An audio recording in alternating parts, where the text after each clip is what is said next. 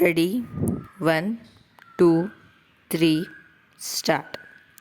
ಪ್ರಸ್ತುತ ಮೊಕದ್ದಮೆಯಲ್ಲಿ ಯಜ್ಞೇಶ್ ಶೆಟ್ಟಿಯ ಮರಣವು ಪ್ರತಿವಾದಿಗಳ ಕಡೆಯಿಂದ ಸಂಯೋಜಿತ ನಿರ್ಲಕ್ಷ್ಯತೆಯು ಕೃತ್ಯದ ಮತ್ತು ಯುಕ್ತವಾದ ಮತ್ತು ಸುರಕ್ಷಿತ ಮಾನದಂಡಗಳ ನ್ಯೂನತೆಯ ಕಾರಣದಿಂದ ಸಂಭವಿಸಿದೆ.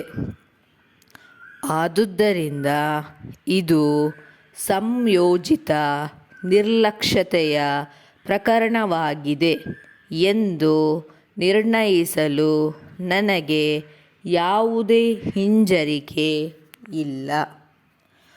ಸಂಯೋಜಿತ ನಿರ್ಲಕ್ಷ್ಯತೆಯಲ್ಲಿನ ಹೊಣೆಗಾರಿಕೆಯು ಜಂಟಿಯಾಗಿ ಮತ್ತು ಪ್ರತ್ಯೇಕವಾಗಿದ್ದು, ಅದರಲ್ಲಿ ಹಾನಿಗೊಂಡ ವ್ಯಕ್ತಿ ಪ್ರತ್ಯೇಕವಾಗಿ ಪ್ರತಿಯೊಬ್ಬ ತಪ್ಪಿತಸ್ಥ ವ್ಯಕ್ತಿಯ ಹೊಣೆಗಾರಿಕೆಯ ಪ್ರಮಾಣವನ್ನು ಸುಸ್ಥಾಪಿಸುವ ಅಗತ್ಯ ಇರುವುದಿಲ್ಲ, ಅಥವಾ ನ್ಯಾಯಾಲಯವು ಪ್ರತಿಯೊಬ್ಬ ತಪ್ಪಿತಸ್ಥನ ಹೊಣೆಗಾರಿಕೆಯ ಪ್ರಮಾಣವನ್ನು ಪ್ರತ್ಯೇಕವಾಗಿ ನಿರ್ಧರಿಸುವ ಅಗತ್ಯತೆ ಇರುವುದಿಲ್ಲ ಎಂದು ಹೇಳುವ ಅಗತ್ಯ ಇಲ್ಲ.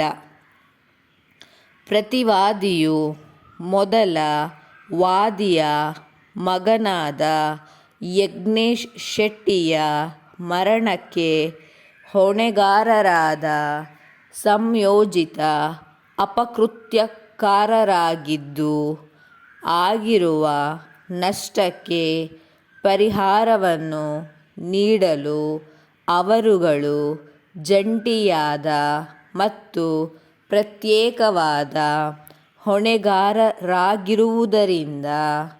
ಆದುದರಿಂದ ಪ್ರಸ್ತುತ ಮೊಕದ್ದಮೆಯಲ್ಲಿ ಈ ನ್ಯಾಯಾಲಯವು ಪ್ರತಿಯೊಬ್ಬ ತಪ್ಪಿತಸ್ಥ ವ್ಯಕ್ತಿ ಹೊಣೆಗಾರಿಕೆಯ ಪ್ರಮಾಣವನ್ನು ಪ್ರತ್ಯೇಕವಾಗಿ ನಿರ್ಧರಿಸುವುದು ಸುಸಂಗತವಾಗಿರುವುದಿಲ್ಲ. ಆದುದರಿಂದ ಈ ನ್ಯಾಯಾಲಯದ ಅಭಿಪ್ರಾಯದಲ್ಲಿ ಮೆಸ್ಕಾಂ ಪ್ರಾಧಿಕಾರ ಮತ್ತು ಉಳ್ಳಾಲ್ ನರ್ಸಿಂಗ್ ಹೋಮ್ಗಳೆರಡೂ ಸಂಯೋಜಿತ ಅಪಕೃತ್ಯಕಾರರಾಗಿದ್ದು, ಮೊದಲ ವಾದಿಯ ಮಗನಾದ ಯಜ್ಞೇಶ್ ಶೆಟ್ಟಿಯ ಜೀವಹಾನಿಗೆ ಕಾರಣವಾಗಿರುವ ಸಂಯೋಜಿತ ನಿರ್ಲಕ್ಷ್ಯತೆಗೆ ಸಮಾನ ಹೊಣೆಗಾರರಾಗಿದ್ದಾರೆ. ಆದುದರಿಂದ ವಾದಿಗಳಿಗೆ ಆಗಿರುವ ನಷ್ಟಕ್ಕೆ ನಷ್ಟ ಪರಿಹಾರವನ್ನು ಸಂದಾಯ ಮಾಡುವುದಕ್ಕೆ ಅವರು ಜಂಟಿಯಾಗಿ ಮತ್ತು ಪ್ರತ್ಯೇಕವಾಗಿ ಹೊಣೆಗಾರರಾಗಿದ್ದಾರೆ. ಪರಿಣಾಮವಾಗಿ ಈ ನ್ಯಾಯಾಲಯವು ಪ್ರಸ್ತುತ ಮೊಕದ್ದಮೆಯಲ್ಲಿ ಕಟ್ಟುನಿಟ್ಟಾದ ಹೊಣೆಗಾರಿಕೆಯ ತತ್ವಕ್ಕೆ ಅವಕಾಶವಿಲ್ಲ.